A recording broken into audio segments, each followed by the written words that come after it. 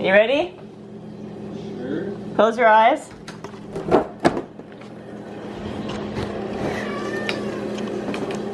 Don't. I said close your eyes. In the hallway? Yep. Keep your eyes closed. Keep your eyes closed. Chill, chill, chill, chill. Okay, you can look. The lie was that I'm not going to film tonight. Wow. Thank you. So to start off, all the materials for this DIY can be purchased from Dollartree or potentially any dollar store at all. But you'll be first starting off with a rug followed by quite a few paints. These are all going to be acrylic. The colors you use here are purely dependent on what you're actually putting on it. I didn't even end up using all the colors I've shown, but I chose more deep and Halloween-y colors like oranges and greens, etc, etc. You may also need stencils. Essentially, the easiest stencil you can make is just going to be getting your image from online or typing out what you want it to say, print previewing it so you can actually know how big the image or the text you are going to be needing it to be, and then printing that out. As I made two of these, I went in with this two different ways. The first way was with the stencil, to which I cut each letter out using an X-Acto knife. Be careful with this or get a parent to help you, please.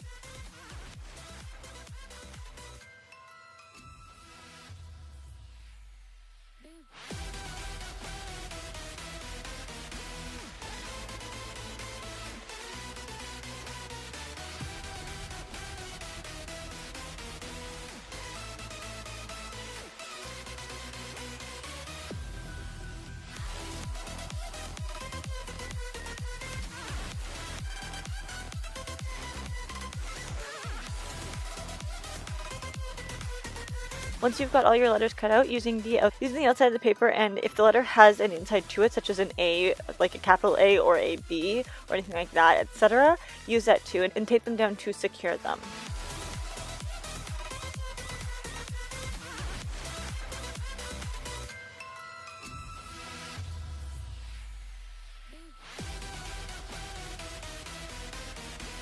Pick whatever color of acrylic you'd like and get to painting. With this process, you can choose whether you'd like this to be more practical or more of a decorative item. Decorative? Being strictly acrylic, this is going to be more of a decor piece that people may rest their shoes on at the end of the day or anything. But adding something like a mixing fabric medium into the mixture will help it to become more practical. It can actually be used as a mat rather than just to put shoes on, so people can like scrape the stuff off. Although, I prefer it as a decor item, but that's just me.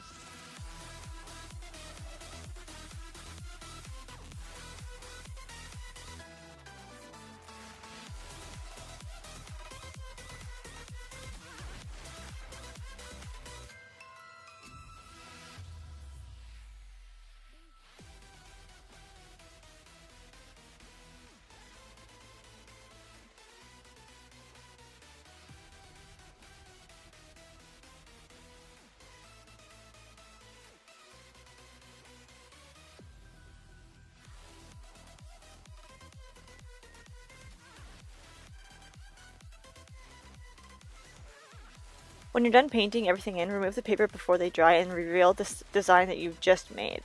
As for the second way to go about this, I'm going to be using the printout as more of a guideline to the smallest size the letters can actually be rather than actually a stencil, saying that I want it down, down. As I will be essentially freehanding this, I wrote it out first with a permanent marker.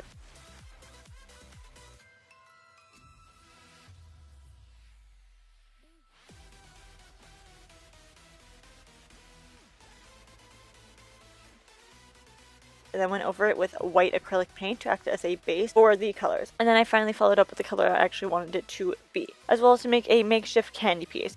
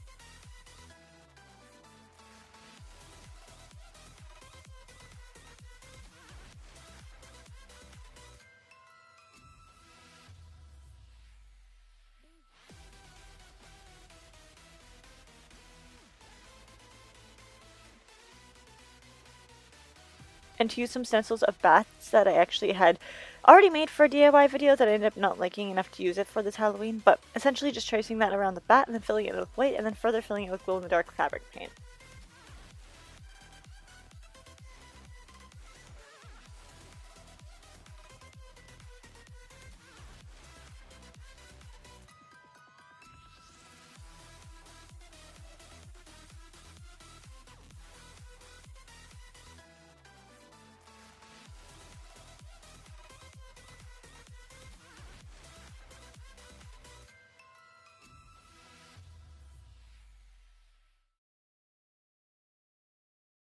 And that is all, my loves. Happy Halloween!